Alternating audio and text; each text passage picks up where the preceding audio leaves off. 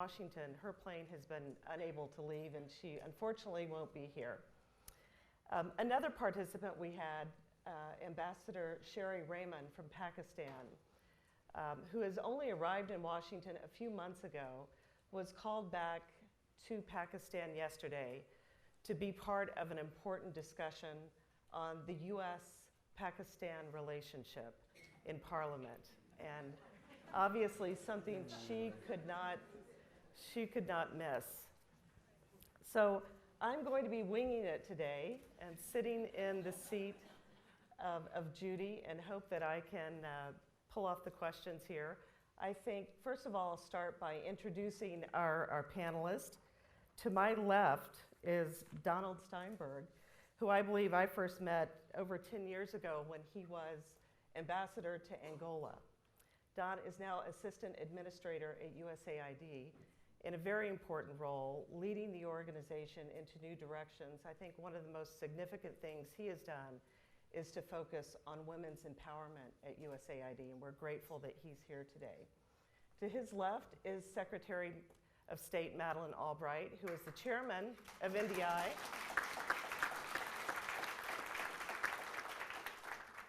Secretary Albright has been our chairman for over 10 years, and before that she did hold this unusual and little job of Secretary of State, and before that ambassador to the United Nations. One of the most important things she has done for NDI has been a strong voice all over the world about women and their need to be an equitable part in all politics. So we're grateful for her presence today and her leadership. To her left is, Jonas Anders from the International Parliamentary Union. And have I just, Anders. I apologize for that. Anders Johansson, who's been the Secretary General of the IPU since 1998. And his organization is somewhat similar to NDI in that they are always looking for ways to improve politics and parliaments around the world. And one of the interesting products that IPU has recently come out with is a new handbook on how women engage in parliaments more effectively. We're grateful for him to be here today. And to his left, Winnie Byanyima, who I've known for many, many years when she was a member of parliament in Uganda and started the first all-women's caucus in the Ugandan parliament. She is now at the UNDP, UN Development Program, and she is the head of the gender team there, and again has focused very much on how multinational organizations can improve women's roles in politics globally. We have four very, very important experts, and I'm going to ask the first question to Don Steinberg as someone who's sitting in a global position looking at the role of women and wondering what lessons you've learned since your time as ambassador to Angola until now, and how can we improve the ability of women to get into politics? Well, my career has been spent mostly in situations of post-conflict reconstruction, peace processes, which then lead into more normal political process. And the key lesson I've learned during that period is that peace processes and post-conflict reconstruction, nation building that excludes 50% of the population is likely not to work. We always talk about these issues in terms of fairness and equity and rights, which is appropriate, but we also need to talk about it as a question of effectiveness.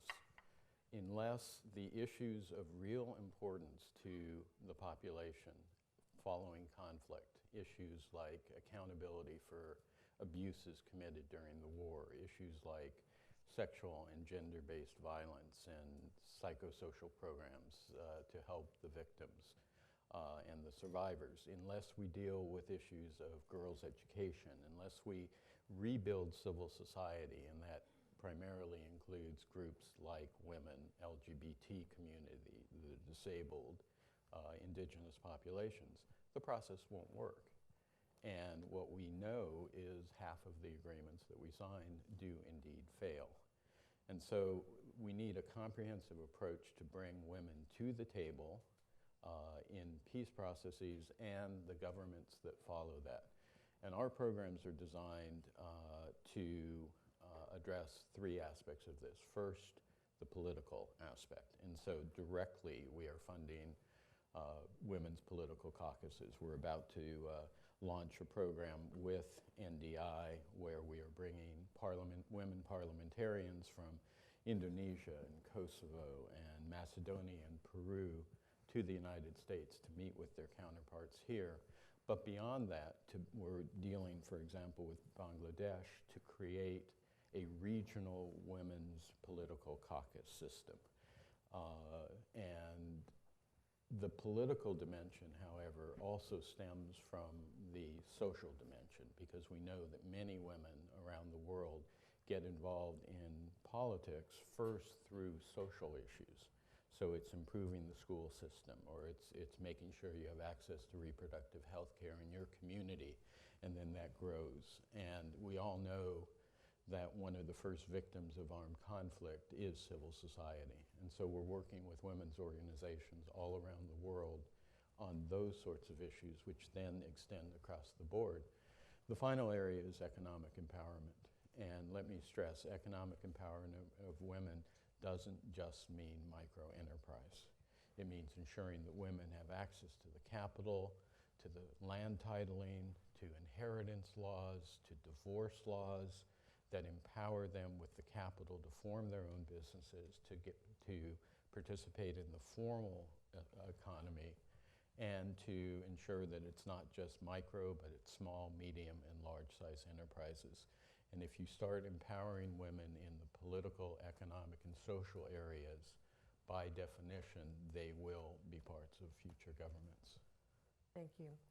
Secretary Albright, you've been a trailblazer yourself in breaking through many, many barriers in politics and in political life.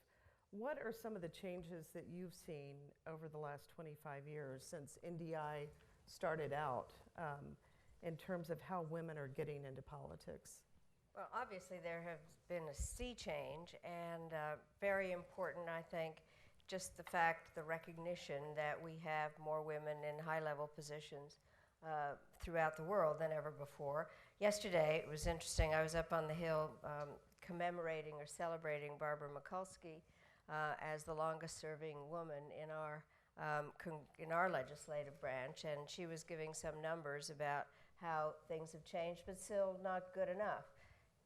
Congresswoman Morella, it's an honor to see you here. You have been part of that whole movement of getting more women up on the Hill. So it isn't, we spend a lot of time kind of saying America is the lead in this, and we're not necessarily. There are the countries that have a woman president. And so I think that there has been a movement forward.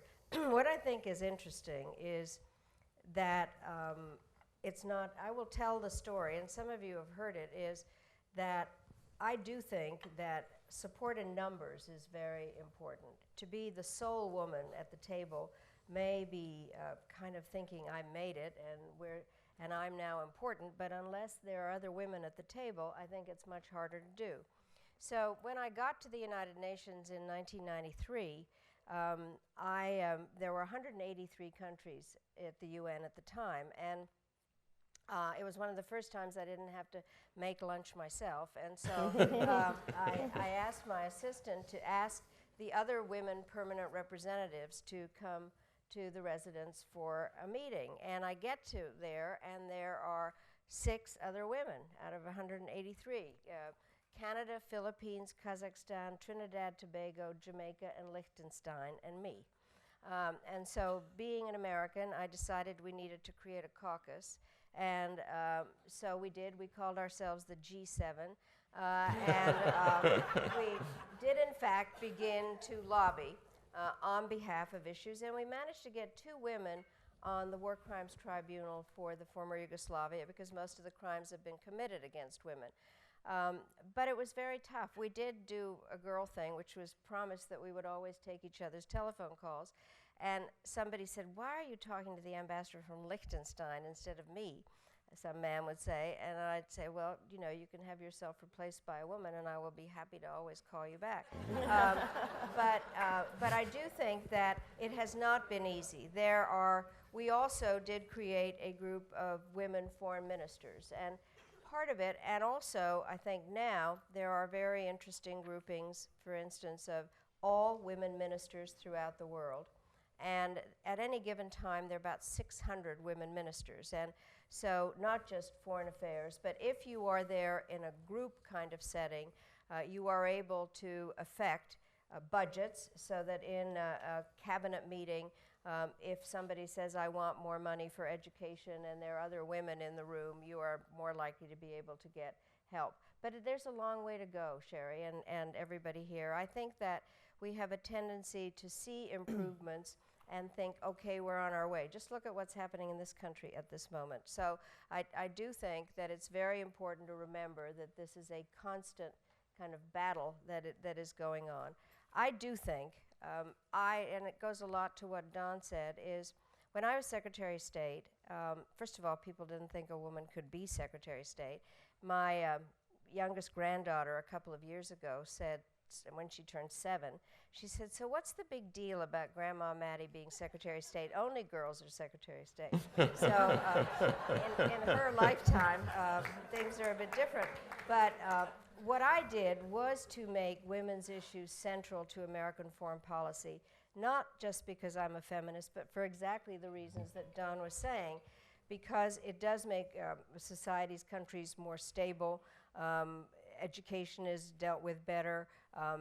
Sexually transmitted diseases slow down, any number of different issues that have to do more with stability. But I think that we need to keep working on this in a very big way. If I could mention, because it's kind of a combination of this story, you talked about whether women can inherit land. Mm-hmm. What we have been looking at, obviously, is what's been going on in the Arab uprisings, or whatever we're calling them these days. And it all started with an immolation in Tunisia.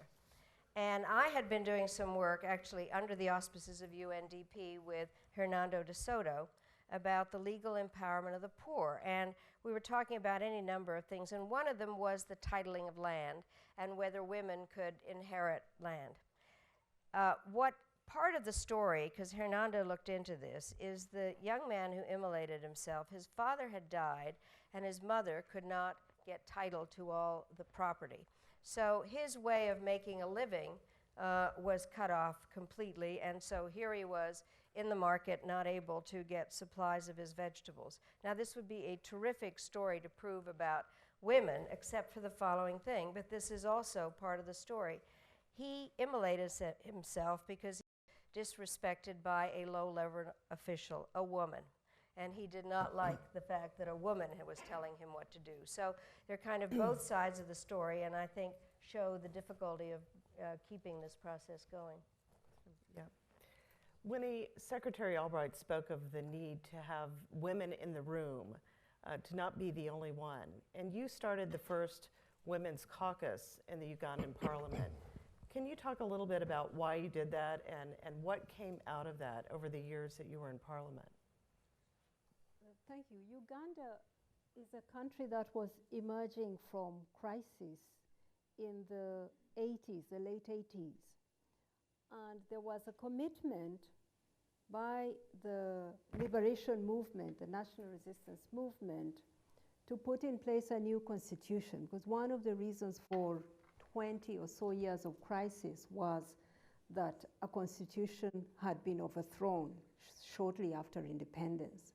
So there was a process to have a constitution made in the most participatory way. Consultations were done right to the village level, and a parliament was specially elected to debate and enact a new constitution, and I was elected to that parliament. We were 50 women in a parliament of more than 270 delegates. So a clear minority, less than 20%. But we had an ambitious agenda. We wanted this constitution to define us in a new state, in a new Uganda, to give us equality. And so we knew right from the beginning that we were not going to make it unless we were going to be a very organized group across the party lines, but working together on gender equality issues. So we came together because of the need to influence a particular project, a constitution. It was going to be debated within 2 years. So we formed the caucus. Wasn't easy. Wasn't easy because we didn't have parties at that time, but we had, parties were not legal. They were there, but they were illegal. And we knew who belonged to which party, but we were not allowed to associate around party lines. And the country was polarized between the North and the South, the parties themselves. So there was suspicion. It was difficult to bring the group together. And so to construct that limited agenda of what we could agree on was itself difficult. But we had support. There was a women's movement out there, women fighting for women's rights who didn't care about our political differences, wanted us to come together and move it. So the women's movement pushed us, gave us the push to come together across our differences. And we did get together. We had the academics who did the research for us and who brought the evidence of what works, of the best legislation in the world. We borrowed so much from the Scandinavian countries. We borrowed from even the United States, not necessarily about women's rights, but we borrowed from the United States about the separation of powers. And this was important for us as women because we wanted a strong parliament. We were suspicious of a very strong executive because it had been repressive in the past. So we were very much on the side of separation of powers, a strong parliament where we could voice. So we copied so much from different countries, and we learned how to lobby, we learned how to work as a minority, and we surprised ourselves. We achieved our whole agenda. We won a 1/3 quota for women at the local government level in the constitution. We won a quota of about 20% for women in the parliament. We won an Equal Opportunities Commission, an independent body to oversee the rights of women and how the state was respecting the constitution. We won equality of citizenship for children born to parents of different nationalities. One Ugandan woman and a non-Ugandan spouse could be a Ugandan. That was happening for the first time. And there was a huge debate about that because we are patrilineal. And Ugandan men were saying, oh, aren't all these foreign men going to come here to steal our citizenship through you, the women? How can we give citizenship to a child whose father is not one of us? And we said, well, it's our child. It's a child from a Ugandan womb, we said. So we won those rights, and after that, there was a strong feeling that this is a successful strategy. It must stay. So when we elected the next parliament, I was elected again to lead the caucus. But I did it for 1 year and asked that we change leadership. But since then, the Women's Caucus is a feature of the Parliament of Uganda. It's always there. It brings women across the parties. And then the model caught like fire on the African continent. The continent was emerging from dictatorship and was democratizing. And the idea of a minority caucus of women achieving so much was so appealing. So we found ourselves traveling all over Africa, even Asia, telling our success story and showing how it works and how to overcome the challenges, because it isn't easy. But we influenced the region on multi-party caucusing, and it's still a feature of our parliament. We've won many things since the assembly on the constitution. For example, we won a very strong provision in the land law that gave women the right of consent in the transactions on land.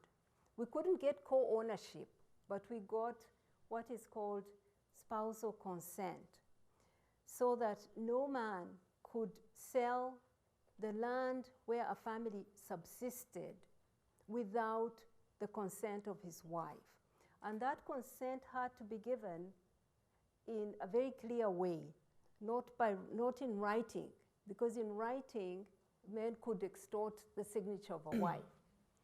It had to be a woman physically being present before a land tribunal with witnesses giving her consent openly in an open forum that she consents that the land be sold. This has been very important for the stability of families and children, because so much land, there's so much speculation and land grabbing and dispossession of women and their children. This has been very important for the rights of women and their livelihoods. There's so much I could tell. Well, we'll come back to that. Anders, I apologize for butchering your name earlier, and so I'd like to give you a chance to tell the audience a little bit about IPU, but also about the new research that you've come out with. And as Winnie said, caucuses, women's caucuses, are one vehicle to improve the way in which parliaments deal with women. But what are some of the other ideas that you have learned through the research that could be used in different parliaments? Thank you very much for that, and don't worry about my name. There aren't many people who actually know how to pronounce it. Not even my kids. I work for an organization that is very old. It's one of the first international political organizations in the world. I have on the wall of my office a picture of one of the first meetings that took place in Paris. And on that picture, you have to imagine a meeting room, large meeting room, and all the people who are sitting in that room are men. And on the top of there is sort of like the mezzanine, you say, I think in Spanish, you can see only women. So I asked the question to my predecessor, how come? You know, we got equality already back in the 1890s? He said, no. He said, the story behind that picture is that the participants are sitting in the room and there are only men. Up there was a congress of nurses taking place, and they were passing through in the Louvre. So they got stuck in the picture too, but I mean, they were not part of the show. And the organization I worked for used to be like that. It was a good reflection of how politics was done in those days. And it's actually thanks to 3 women MPs that IPU changed. And one from Egypt, one from Germany, and one from Guatemala, who after having tried for several years to change how we looked at women's participation in politics and in parliament, suddenly decided that, well, you know, it's not going to happen that way, so we're going to establish a caucus. So that little caucus started to meet every time. They started with 3, they became 6, they became 12. Today there are 250 of them from about 150 parliaments, and they meet once a year. And they have changed our organization completely. It is they who have laid the groundwork for the program we have, which is one of our flagship programs to promote women's participation in politics and to promote gender equality. I see some of you have a map on your table. It's a map we've been doing now for 20 years, and which shows country by country what you are percentage-wise, and it's a very visible and useful tool. So we've been mapping women's participation in parliaments and in governments for many years now. We've looked at, together with others, International IDEA, together with University of Stockholm and others, about the measures that parliaments and political parties and nations can take to make sure that more women get into parliament through quotas, special measures, etc. And we've moved from there to look at, you know, how can we both strengthen parliament's work to promote gender equality, provide support to women's caucuses in parliament, etc. And then we looked at, most recently, at how gender sensitive is the parliamentary institution. And surprise, surprise, it's not terribly gender sensitive. We examined it from 5 different perspectives. We examined it from the perspective of the numbers and representation. In other words, how many women are there in parliaments? And as we know, the figures are not encouraging. They're being inching up, you know, by the lousy 0.3% every year for the last, I don't know how many years now.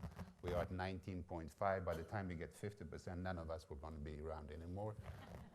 And so there is a need to accept that one has to take special measures, and we are trying to identify good special measures, what can be done that is culturally appropriate, etc., in different countries. But that is only part of the story. You also have to have women in leadership positions. And there you have countries who are taking measures there as well. First of all, you have something like 40 women speakers in the world today, and that's a huge improvement over only 10 years ago when there were like 10 or 11. And these women speakers are meeting every year to devise strategies, to provide mentorship to other women parliamentary leaders who can move on and to find out what has worked in their countries. But you have countries like, for example, Argentina. I just saw the other day, they have in their standing orders, they have included a provision to make sure that all leadership positions within parliament has to be shared between men and women. Not in proportion to the number of women who are elected into parliament, but in proportion to the number of women who are in society. And there are other countries who are taking similar measures, either formally or informally, to make sure that women are in leadership positions. But then there are issues like, for example, and this is where the experience we find in parliaments is very similar to what you find in political parties. It's not a question just of having women in political parties or in parliaments and having them in good numbers and to having them in leadership positions, but it's also a question about how you organize your work. I mean, is it done at a time when women can actually participate, or are you always having the votes in parliament at 10 o'clock at night? There are all kinds, in the UK parliaments, as late as 10 years ago, there were no, how do you call that, bathroom facilities for women, only for men. I mean, we're talking 10 years ago in the UK. And so there are all kinds of small little things, or may appear small, that in fact most parliaments haven't thought about, how to relate work procedures to the roles that we have in society and the obligations that we have. So what we are suggesting now, and what the study suggests we should do more forcefully, is to do a gender audit in Parliament, to look at the Parliament, its policies, its composition, its structure, its working methods from a gender perspective, and to, with the Parliament itself, of course, as a driving force, identify what it is that needs to do over the next couple of years to change and to make that so that gender is mainstreamed in Parliament. Let me, you were talking, Winnie, about Uganda and the caucus in Uganda. In Uganda, we were doing an activity last week with the Women's Caucus, and we did it around the CEDAW Convention, the Convention to Eliminate All Forms of Discrimination Against Women. Our idea is that that caucus is, that convention is a perfect tool for parliaments to actually make an assessment of how gender equality is being driven in the country, because you have to do every so many years a national report. And what we want to make sure is that the parliamentarians are involved in that process, that they are aware of it, that they contribute to it, that they see how the UN experts look at that report, and that they know the recommendations that come out of it, and that they can then act on it. Well, in Uganda, with the help of the Women's Caucus and a woman speaker, I should add, not only did we have a very successful seminar, Parliament also passed a law or internal regulation which says that henceforth no bill will be considered by the Ugandan Parliament unless it has first a gender equality certificate. In other words, that it has been analyzed within the structures in Uganda from a gender equality perspective. So I think that's, there are a number of things that, let me finish on another small anecdote. When we did the last map, the one that you have on your desk at the very end of last year, we also looked at women candidates, because we have always said, sort of loosely, that the gatekeeper to Parliament is the political party. That's how you get in, or more often than not, don't get in to Parliament. And we wanted to test the theory that we have. And it turned out that we were right. Namely, the problem here is that political parliaments do not put forward sufficient number of candidates. If they were putting forward more women would get in. In fact, we didn't examine all countries in the world who had elections last year, but we did examine a good portion of them. And we found that women get elected in the same proportion to the number of candidates as men. If 10% of male candidates get elected, 10% of women candidates too. So it's not a question that women cannot be. They can just as well as men. It's just that a sufficient number of women politicians are not put forward as candidates. Well, that leads to an important question. One of the things that NDI has done in conjunction with UNDP is to look at how we can improve that space within political parties. For that very reason, not enough women are being asked to run, not enough women are being allowed into the leadership of political parties. And maybe we can just open this up to everyone on the panel to share their thoughts on what we can do, what parties can do, but how we can force and encourage what are predominantly male-dominated leaderships of political parties to engage women more effectively. Don, you want to start? Sure. I'd like to comment on that, and then a couple of other comments on the fascinating comments that we've heard so far. You know, we often refer to quotas or special arrangements for women participation in political life as sort of anti-democratic or aberrations or affirmative action. I think what we have to remember is more countries around the world have specific qualitative requirements for women's participation than don't. And therefore, it is the norm right now. And let's accept that. I'm not necessarily advocating that for the United States. That would be very controversial, obviously. But we have a situation where now the world's largest democracy, India, has instituted a provision of that kind.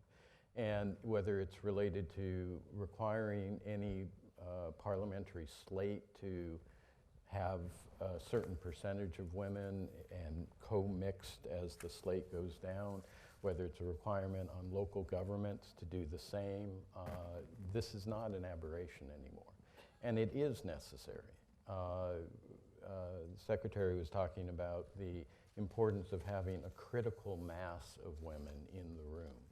It's not just, again, about one or two, and then when the men are discussing the issues, they turn to the woman and say, so what do women think about this issue? It is important to have that critical mass. I've often reflected on the peace process that I was asked to implement in Angola, where we had 40 people in the room representing the government, the rebels, the United States, Portugal, the UN, not a single woman in the room. And you know the first thing that the men did? They passed in 13 separate amnesties that forgave each other for anything they might have done during the conflict.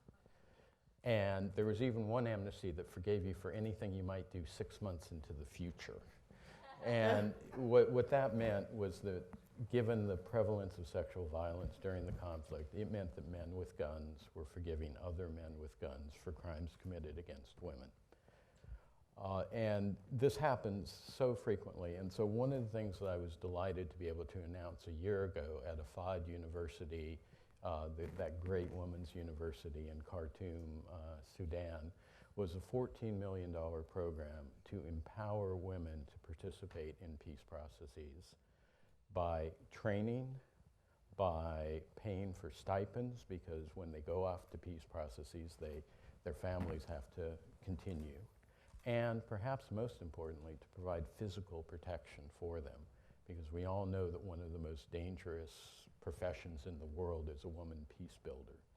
And one of the places we really wanted to focus on was Uganda. I've always thought it was so strange that women in northern Uganda, among the Acholi people, are the decision makers in their families and in their communities. And yet, when you have the LRA negotiations with the government, it's men with guns negotiating with men with guns. To have Joseph Kony stand up and be the representative of the Acholi people in the north is just outrageous. We have now taken that $14 million program and expanded it to involve women in political life in their countries. And so we have a fund that we're using to enhance that capability. I wanted to comment briefly on the Secretary's comment about the Middle East. Yes, we're all excited about the developments there, but we need to remember that at least in some of those countries, we've seen progress over the last decade. If you look at Egypt, over the last decade on gender issues, we've seen a reasonable divorce law implemented. We've seen good movement on female genital mutilation issues. We've seen good movement on land titling and inheritance laws. And my biggest concern is that we're going to see a backsliding in each and every one of those areas. It is a deep concern to me. I guess the final point I would make is that I would hope that a year from now, Winnie will be able to say that she did look to the United States, because indeed we have now instituted, it's 10 years too late, I acknowledge, but a outstanding program, a national action plan on women, peace, and security under UN Security Council Resolution 1325. I was delighted to participate in that process. I've said before that the PIN number for my ATM card is 1325, and I don't know where my wallet is. No, you have to be pretty sophisticated to remember those numbers. But it's an important document because it's a whole of government document. It isn't, excuse me, it isn't just AID, it isn't just the State Department. It's our Defense Department committing itself to protect and promote the participation and empowerment of women in peace processes. At AID, we've just adopted, on March 1st, announced at the White House a new gender policy, which not only focuses on specific programs for economic, political, and social empowerment of women, but it also mainstreams these issues so that it's not just our senior coordinator for women's empowerment who focuses on these issues. It's the people who run our food security program and the people who run our global health programs and our climate change programs and our democracy programs. I've often said it's great to have a women's minister or a minister of women's affairs, but you need that finance minister to be focusing on gender mainstreaming and integration, and the health minister and the education minister as well. We've also adopted a new counter trafficking in persons policy that was also announced at the White House. So I hope in the future when you look for documentation, you'll consider looking at the United States as well. Secretary Albright? Well, I'm very proud of the kind of work that NDI has done. I mean, from the very beginning, we have been, obviously, we are an institute that focuses on the power of political parties. We believe that political parties are the best channel for translating the voices of the people to those that are in government, and that of using that particular channel and then obviously trying to get women into it. What I've been very interested in is we've kind of had an evolution of the program. I think we do believe in obviously some of the things that have been said already in terms of training women to be part of a political system, part of understanding how you get into Parliament, all the various aspects of it. Then that has evolved quite a lot into more technical assistance on a whole host of issues that really are more the nuts and bolts of what you need to survive in a male-dominated system, but also how to do the various work that has to take place once you've been elected.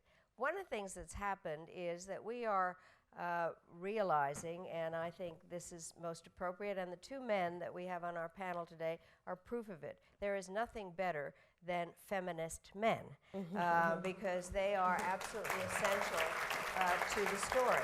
And so it's very important as we go forward is to understand that partnership and to understand that societies, we are more than 50% of every country, but the other people that are involved in this are men, and we have to develop really good partnerships. And again, just listening to our two friends here, I think it's very important to understand that. I do think that this is a constant effort, and part of it, again, that comes so much out of this panel is the institutionalization of various parts of this. We can't depend on dramatic women with great personalities who happen to be able to work their way through it or are in a position at a particular time to seize the moment. This has to be institutionalized.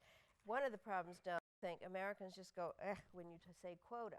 But the bottom line is it's an institutional method of trying to make sure that the right number of women actually get into positions of power, and to understand that it's not a limiting aspect, it's an empowering aspect. And that we really do have to change our methods and to be very much up to date about what is important. One of the things, and it's not a surprise to people, but I obviously attend a lot of meetings that have something to do with women's issues. And the bottom line is, I think we need to tell the story of how hard it's been, but we can't always be victims. We have to begin to talk from a perspective of that we do have power, and that there is a way that we can make a difference by being part of a system through an institutionalized way. I think the other part that we have to figure out is how to marry civil society with political parties.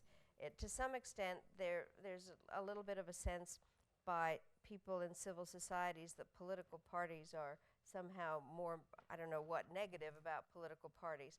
I happen to believe in political parties. I also believe in civil society, and they go together. And then I think that we need to support various aspects of the international system that are beginning to address themselves more to women's issues. In many ways, the Beijing was a huge beginning, but it's only a beginning, and the national action plans have been very important. But there has grown, for instance, the United Nations now has Margot Wallström, who is there in order to deal with women's issues during peacekeeping aspects, something that you were talking about. So I think we have to look across the board. NDI, I am eternally grateful for having been asked to be chairman of the board of NDI. And you know, I always try to think that whatever I'm doing now is more interesting than what I did before.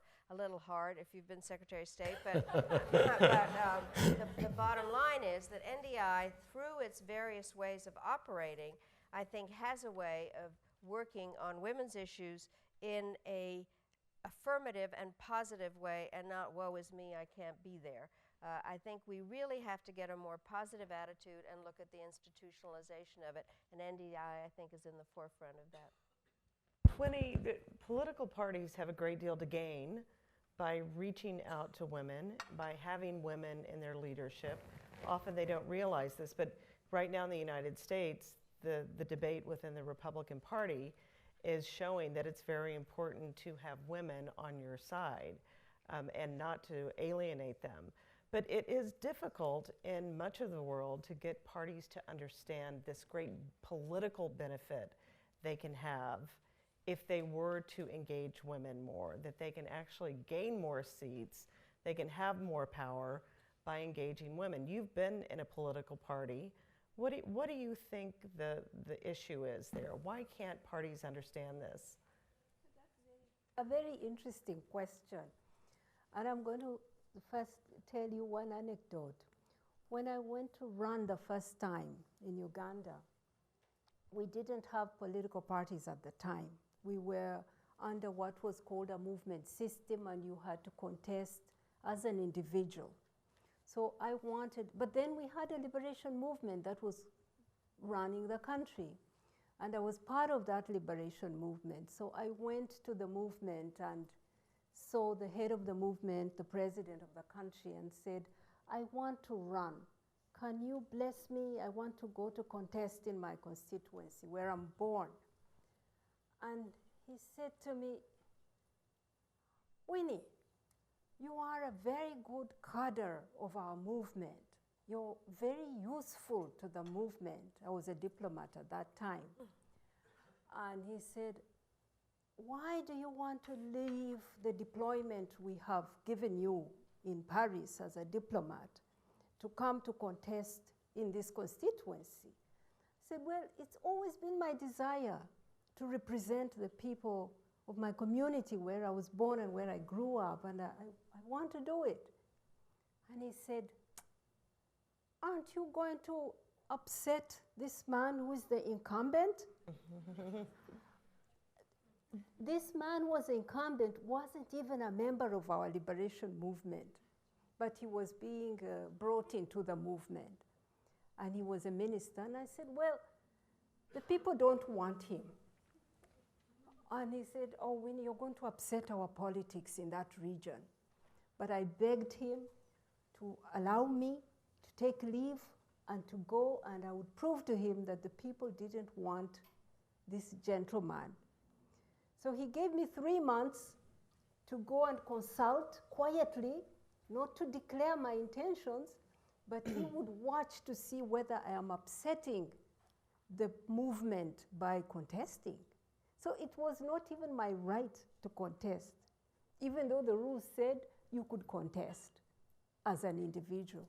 But for him, he didn't want me to upset a man who was being groomed to become a leader in the movement. So I went to the people, and I would start my consultations with a story, a real story about my life. I would tell the people that I met one of my uncles when I was 20 years old. I'd never met him. He lived in another region. When I met him, we were having the first conversations, getting to know each other, and I asked him, I said, Uncle, how many children do you have? And he looked at me, he looked down, he looked sad, he shook his head, and he said to me,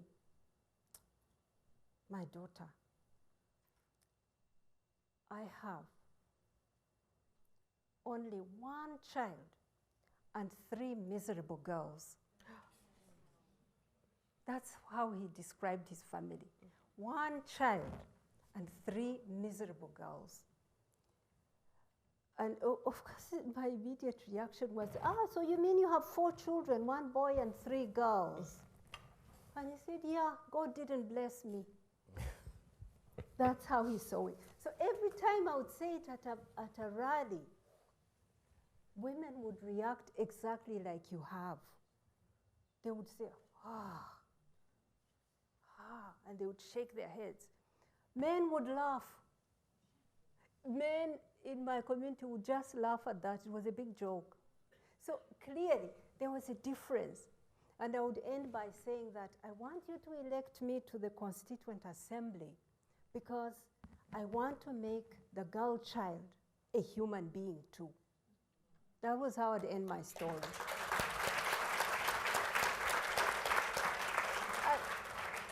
And what was the result? By the time we reached the end of the election, I got more than 80% of the female vote in the constituency. More than 80%. Mm-hmm. I won with a landslide. This honorable gentleman, the incumbent, I got 3 times the votes he got. 3 times. But the point I'm making is that women often, the advantages that women bring to political parties are not evident to the men who control the parties. But slowly, some parties are getting smart and getting to understand that having women in their leadership brings support, broad support to the party. So this is becoming more and more evident, and we're working in that area as UNDP. We're working in that area to open this conversation with political parties. We're happy to have worked with NDI on this guide, because this is one of the key messages, that it's not just about human rights, exactly what Secretary Albright was saying, and Administrator Steinberg, that it is about your own political advantage. That if you carry women with you, you're likely to be a more accepted party, you get more support. It's a matter of, there's an instrumentalist argument to make that we haven't made. Another thing that's very interesting about this conversation we are having on political parties is that if you look from Beijing to now, the participation of women in parliaments has increased by a mere about 3 or 4%, from 16 to 19, maybe 4%. That increase has been because of really quotas working in some countries. But we have focused primarily on supporting women to engage. building their capacities, training them, encouraging them, helping them to raise money. But we were not looking at political parties and asking them to play their role, to reform themselves and be more inclusive to women. So in a way, we were preparing women and asking them to look harder on bolted doors. Now we are talking to the parties to open their doors. This is an interesting conversation. And the second interesting thing about it is that we are looking at the team. Who leads the team? We are making the argument that women will not be leaders of government unless they are leaders of political parties. You see, we are fighting to get them into the parliament, but we're forgetting that the numbers of women leading governments has stagnated. That hasn't even changed at all, not even the 4%. So we need also to insist that women should be team leaders. It's good to be part of the team, but it's even better to be the team leader. Yes, because you put your stamp on the team. We need women to lead governments, and they will not be unless they can rise in a party and become the leaders of the party. Then they can form a government and be the president or the prime minister. That's also an important conversation, that we want to aim to lead the team. I was so happy to be in this country when you had your last election. I'm not a citizen. I was not going to vote, but I was voting behind my screen, my TV screen. And if I can be a little indiscreet, I have my 12-year-old son here who declared from the beginning that he was supporting candidate Barack Obama. He was going to support Barack Obama because Barack Obama didn't like war. Then I was saying, this is a difficult choice for me, but I am for Hillary Clinton. So we debated in our house, we fought.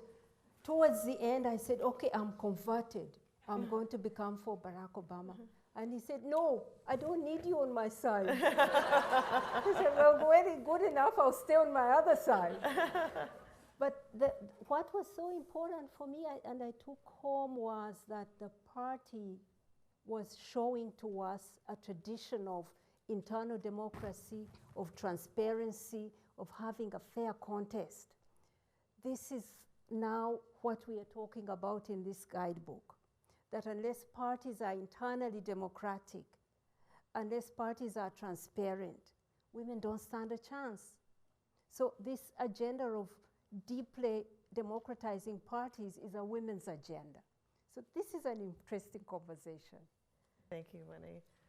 Anders, you talked about reforming parliaments, and I just wonder, how do you get this conversation started at the higher level?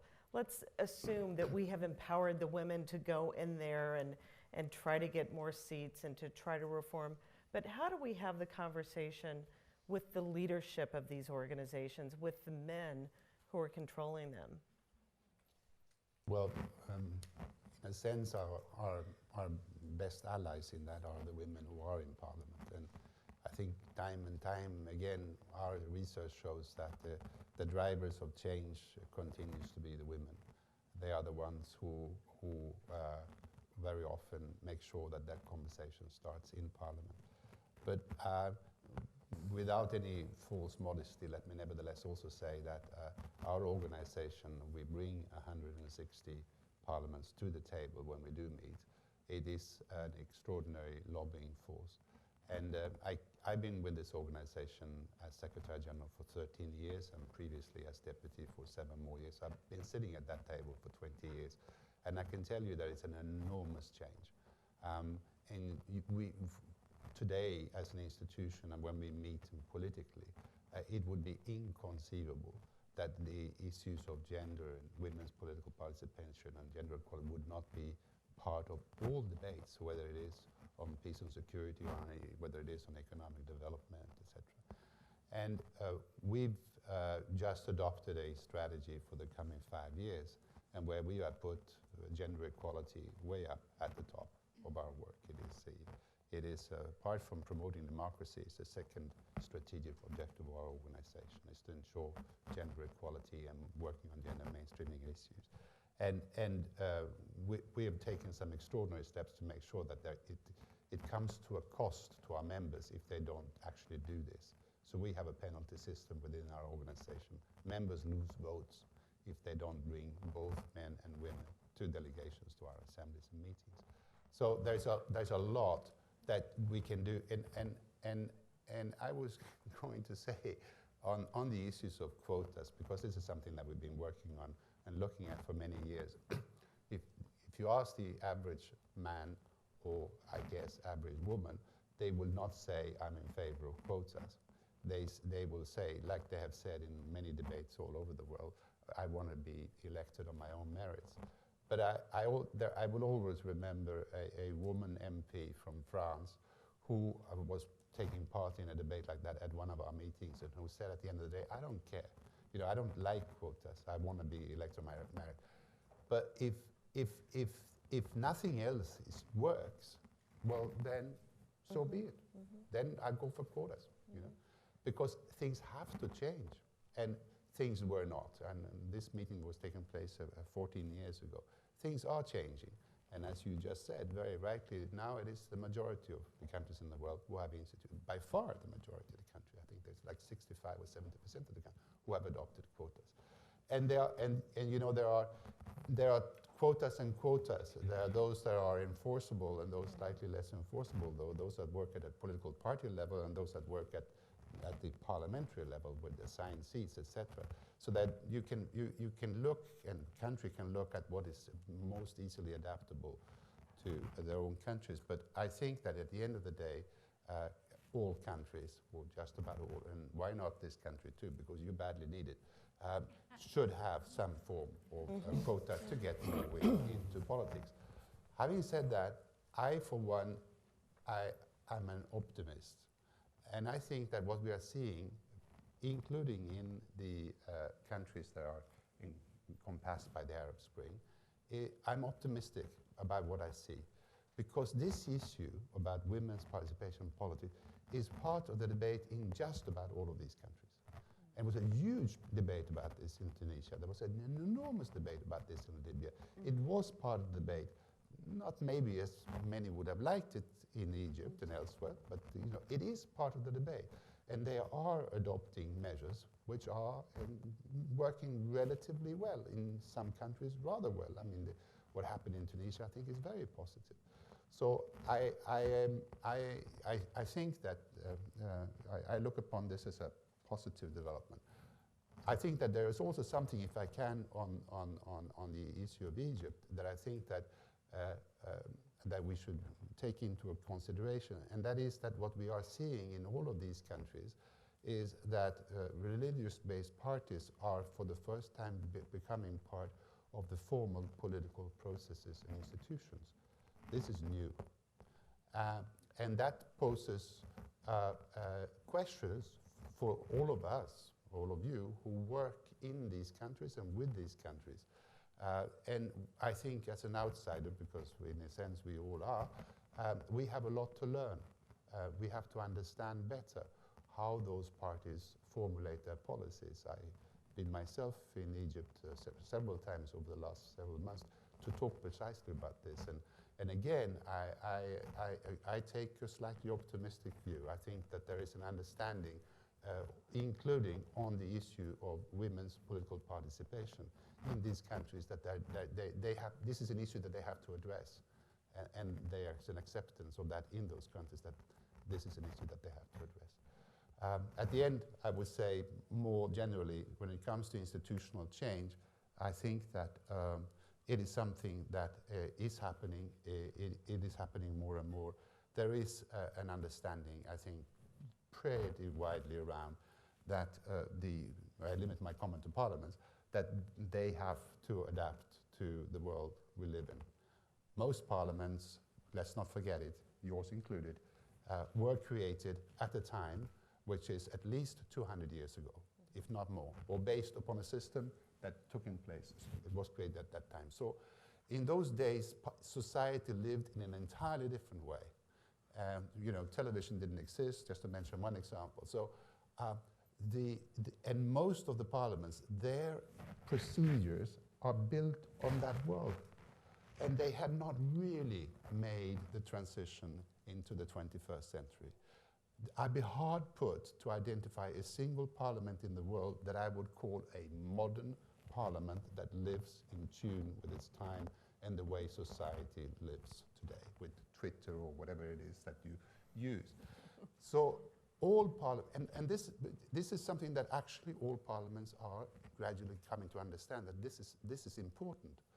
And therefore, we are now seeing what I think is a beginning of a real change that is going to go from one parliament to another to adapt. And an important part of that conversation is going to be about how they adapt to make themselves more gender sensitive. I'm positive about this. I see this happening, and I'm sure it's going to happen much more. Thank you very much. I think we have a few minutes. What I'd like to do is open this up to questions on the floor. You need to be very brief in your questions, and we'd like you to identify yourselves. And maybe what we can do is take 2 or 3 questions and let the group answer them. So do we have anything right up here? Thank you. I'm June Zeitlin with the Leadership Conference on Civil and Human Rights here in Washington. And as the Secretary knows, we lead a large coalition trying to get the United States to ratify CEDAW. So I appreciate your comments. But I was very interested in how you mentioned using CEDAW to get parliaments to address work practices. And I'm also interested to what extent you've been able to use CEDAW as a comprehensive policy agenda, because we've heard a lot of very good discussion about increasing the numbers of women. But of course, all of us are also interested in increasing gender equality and public policy that improves the lives of women and girls. So I'm hoping you could address that as well. We have another question back here. Thank you very much. My name is Anne Anderson, and I'm the Irish Ambassador to the United Nations in New York. If there were more time, I'd love to tell you about some of the steps we're taking to introduce quotas in Ireland. After a long period of reticence and ambivalence, we finally have come to the point of putting quota legislation with penalties in case it's not observed on the books. But there isn't time to go into that. My question really was more in the UN context. Tell Secretary Albright we are now 20 plus women ambassadors, but that's out of a membership of 193, so the improvement isn't dramatic. And I totally agree with your point about, it shouldn't be woe is me all the time. We should celebrate the progress. And we have progress in the UN. We have 1325, we have UN Women, we have Margot Wallström and so on. But and this is what I'd like the panel to comment on. Something really sobered me in recent weeks. We had, as we all know, the Beijing Platform of Action, and we quote it all the time. And we had a rather unexpected announcement just a couple of weeks ago, a joint announcement from the Secretary General of the UN and the President of the General Assembly to say that in 2015, which will be the 20th anniversary of Beijing, we should have another major conference to focus attention and move forward. And what was really sobering was the reaction of many progressive governments and representatives of governments about that. And the reaction was not one of, great, let's take Beijing forward 20 years later. It was one of serious apprehension that if we go back and have a rerun of the exercise, that we would actually open up Beijing and we might go backwards rather than forwards. Because there has been a lot that's been quite troubling in UN debates over recent times. Very, very contentious discussions about gender, LGBT, women's empowerment, all of that. And surely it's something that should concern all of us, that there is a well-founded apprehension that if we came back to Beijing, that we might come to see that as a high watermark of women's empowerment rather than the beginning of a tide that would take us forward. So I'd just be interested in some comment on that. Thank you. And one more question, Ambassador. My name is Ade Adefui, Ambassador of Federal Republic of Nigeria. I'm quite impressed with this gathering, and NDI has had somewhat positive impact on my country.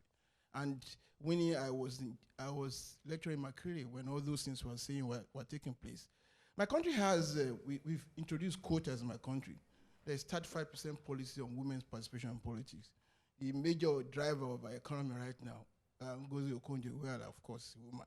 And she's even a candidate for president of the World Bank. That's by the way. but the point is, the question Africa has, we have in the continent, one of the things that distinguishes us is cultural diversity from one region to the other.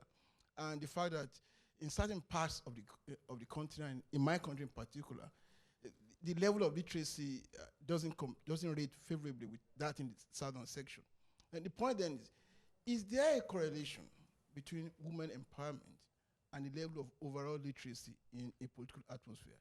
And how do we encourage women empowerment without necessarily compromising standards and quality? Thank you. Thank you very much. Do you want to just, the last part of your question, just clarify that.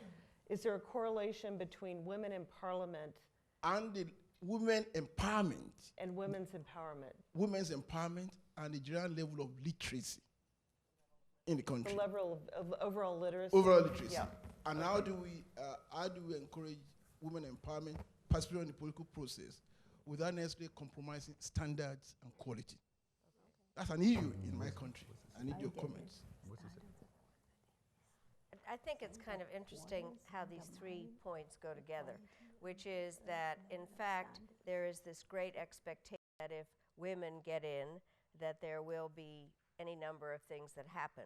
Part of it has to do with the power that the women that are in the parliaments actually have, the small numbers, and how does it work? And are you the sole voice there? The United States is in a rather peculiar position, having not ratified CEDAW, which is kind of the base of trying to figure out how to exactly the points you make, not just to be there, but to be able to have an effect on a variety of policy issues. And it puts us, I think, in a bad position. I think also I'm interested in what you said about the Beijing conference. I think there may be a concern in that there was a huge high point.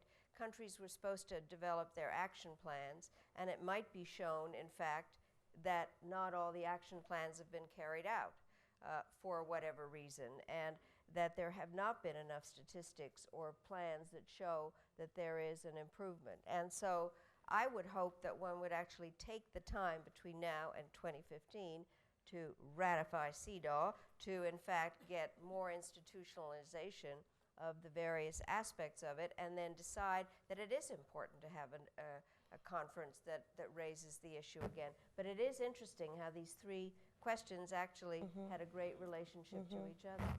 Don, and then Winnie. I want to respond on the question because it is true that a number of the progressive elements are concerned that if we that if we go back to this debate, we could see recidivist behavior. And we all know that in the establishment of UN Women, there was a huge compromise that was reached. Most of us wanted to see a much more comprehensive institution, one that was the equivalent of UN Women for UNICEF, the equivalent of that institution. And there were a number of people out there, countries, who would not allow that to happen. We are seeing, sort of the empire striking back in a lot of these issues. I don't think that should change our ambition in this situation. I agree entirely with the Secretary. We need to reaffirm our commitment to these issues. But it is a reality out there that there are a number of countries, and regrettably most of them are in the developing world, who are reticent about reopening this package. What I wanted to focus on a little bit in response to these questions is how you persuade men to get involved in this exercise. I hate to point this out, but most of the programs that I speak to on gender are about 85% women in the audience, which is about what we have here today. And that's great in one sense. In another sense, it indicates that men still sort of view this as a soft issue. And one of the roles that I used to play was I was an advisor to Ban Ki-moon for improving gender in the peacekeeping aspects of the United Nations. And I would come in and I'd be asked to speak to the special representatives of the Secretary General, the force commanders, the police commissioners, who were going out to implement peace agreements. And they were all men, I mean, almost without exception. And you'd walk in the room and you'd start by talking about justice and fairness. And you'd say that you need to involve women and youth and IDPs and LGBTs and disabled people because it's fair and they're human rights conventions. And the eyes would glaze over. Then you'd talk about the fact that women and these groups had suffered most during the conflict period, and you have to address their past suffering. The reconstruction programs didn't reinforce those patterns. Eyes would glaze over. And then you would start talking about the efficiency argument. You would remind them that their careers depended upon a successful peace operation. They forever would be associated in people's minds with the peace process in Angola or Darfur or any other situation. And then you start to remind them that unless you have women and other marginalized groups in the room providing their wisdom, their judgment, and their political support for the system, the peace agreement isn't going to be successful. And I get very specific with them. I say, if you want to know where the next rebel attack is going to occur, don't ask the regional governors, don't ask the mayors, go to the marketplace and talk to the women, because their livelihood depends upon that eyes and ears quality. They know what the rebels are planning. If you want to find out whether your systems to reform the justice and the security sector are working, don't talk to the judges, don't talk to the generals.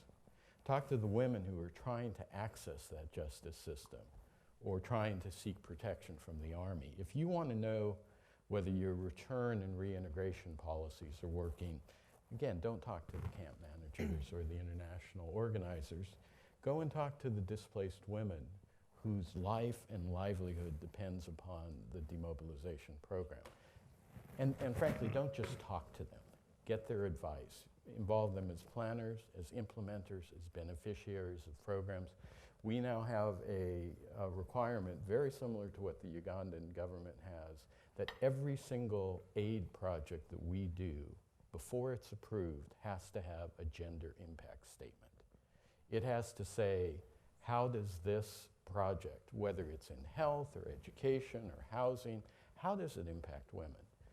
And we've gone beyond that, because what we used to have was everybody saying a single sentence, well, women are 50% of the population, therefore they will benefit. And we've started to reject those answers. And we've started to say, no, I want you to tell us, when you're supporting the construction of a dam, what is the impact on women in that community? When you're doing an education program, what is the role of girls' education in this program?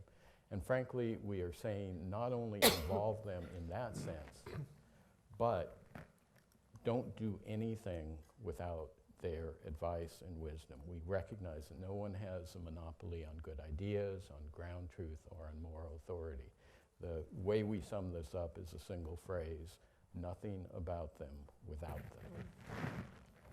You know, I'm going to have to, unfortunately, change the tone here just a little bit and ask you each to give some closing remarks because of the time. What I'd like to do is to ask you to think about 25 years from now. What do you hope we will be talking about on this stage about women in 25 years? And Winnie, I don't know if I can start with you, if that's... Yeah, I want to answer that, but I was also really itching to answer one question that was made here. I wanted to reply to the ambassador of Nigeria, because he raised actually 2 points. One was about literacy levels and women's political participation, and was wondering whether they correlate. And I wanted to give him a direct answer that the evidence is there, it's very strong, that the gaps between men and women, girls and boys in education have been closing, but that those gains that women and girls have made in education are not translating into gains in economic opportunity or political opportunity. Right across the world, from the least developed countries of Africa to the middle-income countries of Latin America and Asia, fastest growing economies, you see girls even overtaking boys in education, but that pattern is not being reflected in political voice or economic opportunity. So the question is why? Then your second point, so there's no correlation there. There are as many literate boys and literate men and literate women in the society, but the political voice is still with men. The second point you made was a coded way of saying that don't quotas or affirmative action undermine merit. That was the point I picked up. And it is an argument, it's made all the time, that quotas will sacrifice merit, will sacrifice high standards. This is a very interesting argument, and I think it speaks to the elitism or elite capture of politics. In many countries, those who have the political voice are not just men. It's a particular group of men, of privileged men. It's not the ordinary poor men or poor women that have the political voice. So the struggle for women's voice in the political process is part of a broader struggle of inclusion of all groups that demand a voice. And politics doesn't have to be, it's about leadership. It's about identifying issues of people and speaking and representing people. So many parliaments are, and we're working with them in UNDP, helping them to make those parliamentary processes more open to people's participation in people's languages, not in the official languages that you must acquire through a university education, that participation does not require qualifications. And I need to give you this story of a woman in Kenya who built a political party after multipartyism came, led it, ran for president, brought 13 parliamentarians to the parliament. 5 years down the road, her 13 members of parliament had become so strong and wanted now a party that's led by a graduate. So they changed the rules of the political party she founded and required that the party leader holds a university degree. Charity Ngilu was only a secretary and had a diploma from a secretarial college. She was thrown out. The rules were changed. She was thrown out of her party and had to start a new party. It shouldn't be acceptable. So we're talking about changing the rules of political parties, establishing some standards for parties. It's so important. Parties have been unregulated up to now. We want better regulation. Standards of inclusion. So 25 years from now, I don't want to be sitting here knocking on the doors of political parties and asking them to have standards of inclusivity. I want to be able to be on the panel discussing the issues that matter to people and not thinking about myself as a woman fighting for women to have a voice. I hope in 25 years' time will be 2 men and 2 women on the panel talking about the progress of the world, the peace of the world, the development of the countries that still need to develop, but not discussing that why aren't women there? I hope that we will have ended that story. Thank you, Winnie. Anders? The issues we are talking about are societal issues, and they go far beyond the institutions, and they go far beyond the political parties and the political processes. The issues we're talking about is really about how we as societies look upon men and women, boys and girls, and how we deal with it through our language, through our programs, through, it's all kinds.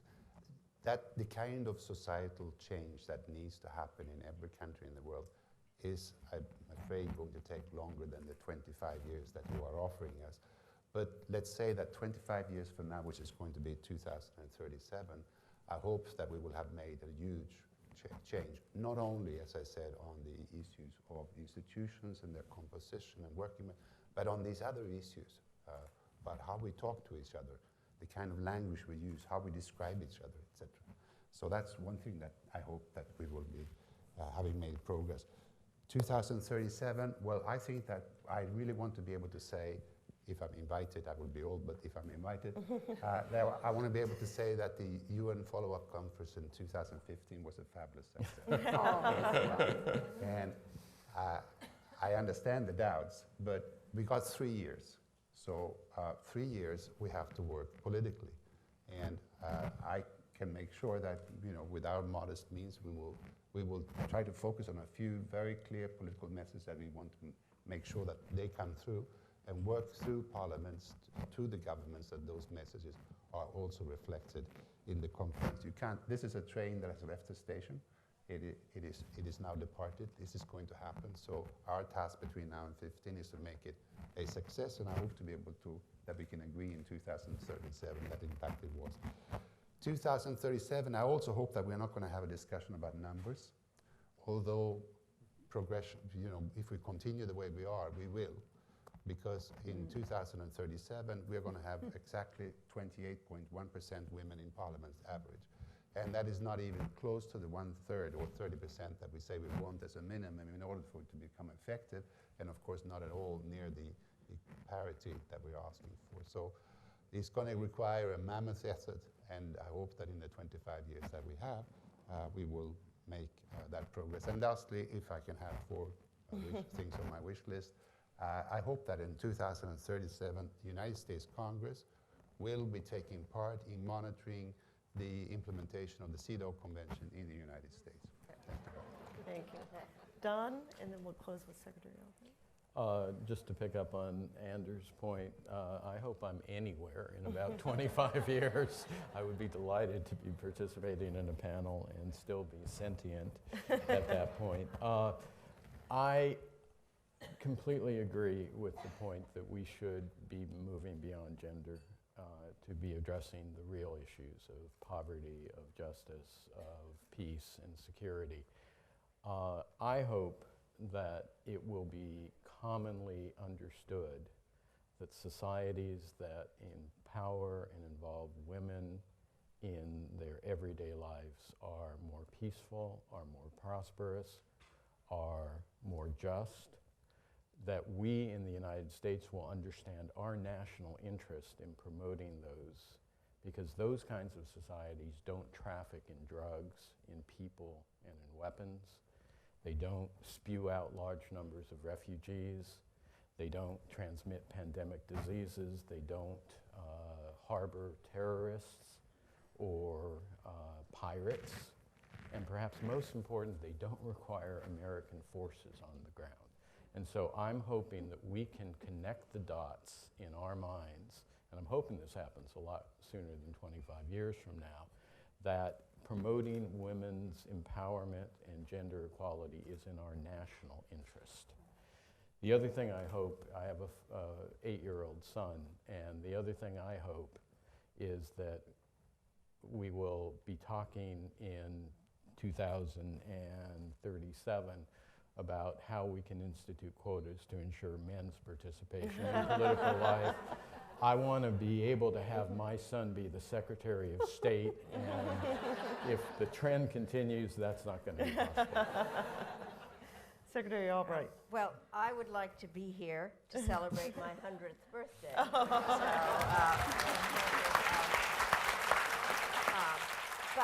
And I would hope very much that we would continue to give the Madeleine K. Albright Award to really remarkable groups of women who have done all the things that you all have been talking about within their own society, so that we can honor those women.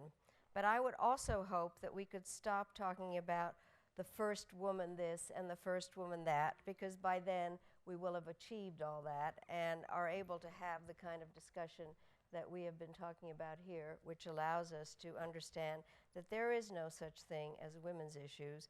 They are human issues and national security issues and social issues, and those that make us a world community. Thank you very much.